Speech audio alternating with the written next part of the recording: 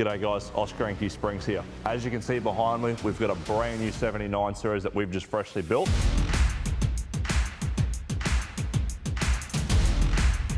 And today we're just going to give you a bit of a run through and all the products we put into this vehicle and why we've put them on the vehicle. Starting up the front of this build with the ATD Customs Apocalypse bull bar. Now, it's a very big, very heavy bull bar, but Australian made, great quality. Then we've got the bird cutters as well. This gentleman does live out in Cloncurry, so there is a high possibility he's going to mow down some big roos and other things as well on his travels. So that's just to protect the spotlights. It's a big quality Australian made bull bar, heavy duty steel. As you can see as well, EFS, 13,000 pound winch in there.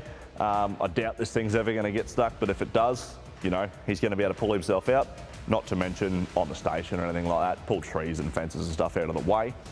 Also, you'll also notice this bull bar has some light bars integrated down in the fascia. That just gives good spread out to the side, as well as couple that with the Road Visions bodies. They've got amazing spot and amazing spread, so this customer's going to have great clean light no matter where he goes. Also on the front, we've got the GME XRS pack. So inside it's got the 370C, which is probably, you know, I run it personally, I love it. It's one of the best UHFs on the market. Small, compact, fits behind the dash. It's powered through an RJ45. And yeah, we've got a little aerial on at the moment so we can fit in the underground car parks. And also on this GME tilt bracket here, we have just an AM/FM aerial that's linked to the new sound system we've just put in this thing. So stick around. Yeah, we'll show you that shortly. Alrighty, coming back from the front of the bull bar, we have the ATD Customs dual side rails. Now, as you can see, pretty flashy, but also real tough. They look really good in this hammer tone finish against the French vanilla, is what they call this white colour. We've also colour coded the flares to match. It just looked a bit tacky without the colour coded flares. We've then got the big boy, Safari R-Max Snorkel. This is going to give him the best, cleanest, positive pressure airflow that you're going to get on the market.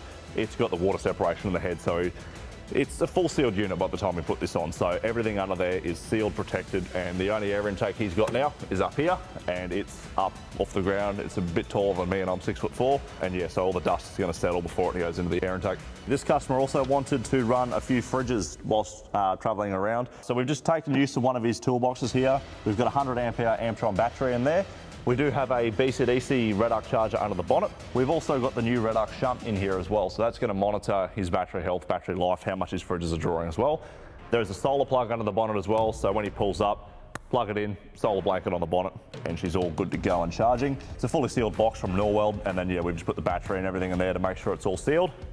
Accessories wise from the dual battery system, pretty basic, just got some Anderson plugs up on the headboard. As I said, he's only powering a fridge, doesn't need the big fancy systems that we can do here, so yeah, sometimes simple is best, and for this customer it was. All right, moving down the back, handling the weight of the Norweld tray, as well as the stuff he's going to put in it and also tow with this vehicle. We've got our 700 kilo parabolics, as well as our Sumo springs and the EFS MRP 2.5s. So that combo there is going to enable this cruiser to be really comfortable around town.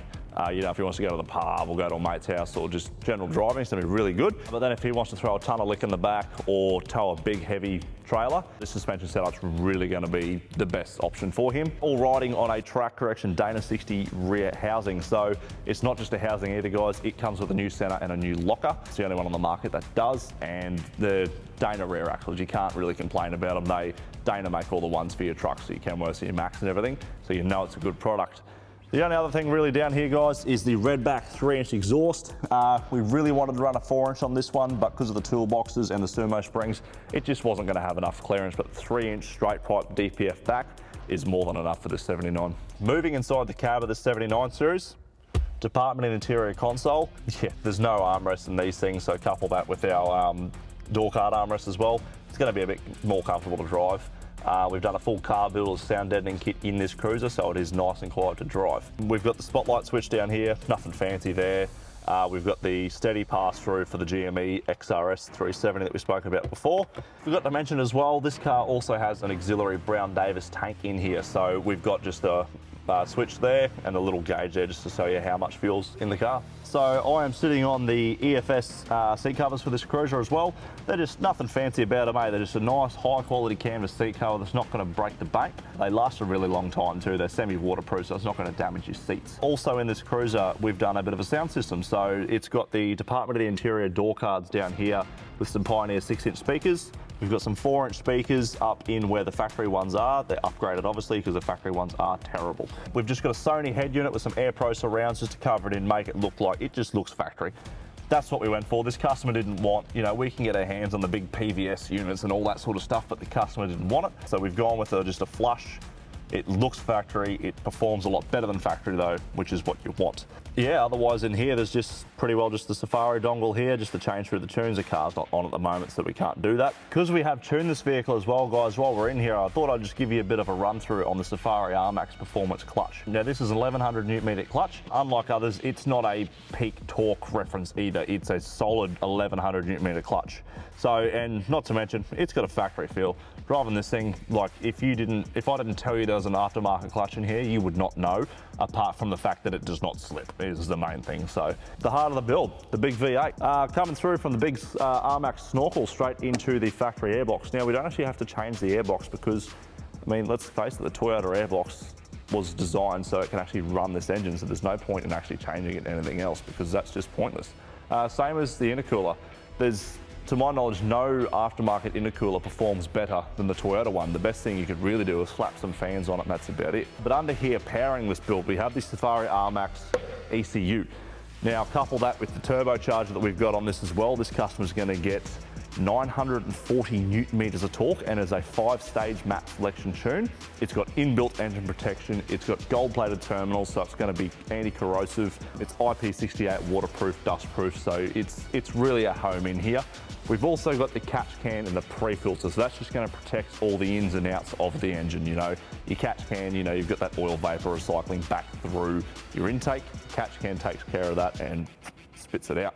And the pre-filter, there's not much really to talk about with them. It's just a high performance pre-filter, 30 micron. It just takes up all that, you know, that sludgy stuff and, you know, a bit of water you might get in some Outback servos, really. As mentioned, this thing does have a clutch and a DPF back exhaust. This car has a DPF and we're still getting 940 Newton meters of torque out of it. And to pull this big boy up, the Marks Hydro Booster is up in the corner over there. It is better than any other booster on the market. We've run many of others in our own cruiser and this is by far the best one. Tapped into your power steering lines, I believe, and it just pulls them up like that. It's just insane on the brake responsiveness with these. And it doesn't feel like a harsh brake either. It's just nice, smooth and clean. Otherwise, under here, we've also got just the solar plug-in, and down here there is a Red Arc DC-DC charger at the front of the engine bay. Keeps it nice and cool. The Safari R-Max Performance package in this thing, just unrivaled power. It just keeps going and going and going, and it's going to perform the same. Empty, loaded, towing, no dramas with that map selection because you can really dial it into where you need it to be. This is a full remote access system too, so if something does go wrong, there is an override blank you can plug into it. Once that blank is plugged in, you can go to any Safari R-Max Performance dealer in Australia, so you could be anywhere, and they can plug in, remote access it and see what's happened if something has gone wrong. Thankfully, we've never had to do that and I haven't actually heard of a case with that. Works in harmoniously with your factory ECU. The wiring harness in this thing, man, it is just insane. It's like aircraft and space grade. It's just off its head. It's just a really good, well thought out design product that no one else in the world's really done for one of these cruisers, and I don't think anyone ever will be able to trump the Safari R-Max Performance package. So that's the reason why we've got it in this big girl. But yeah, there's not really much else to talk about with it. It was a pretty basic build, but still quite in-depth with a lot of products that we offer here at NQ Springs. Alrighty guys, as you can see, we've done a heck of a lot to this cruiser. When it came in, it was bog stock, not a thing done to it. It's been here for a few weeks, but it's finally done. So if you fancy any accessories or anything you've seen in this video and you'd like them done to your cruiser or any other vehicle for that matter, just give us a call and we can turn your vehicle from rough into smooth.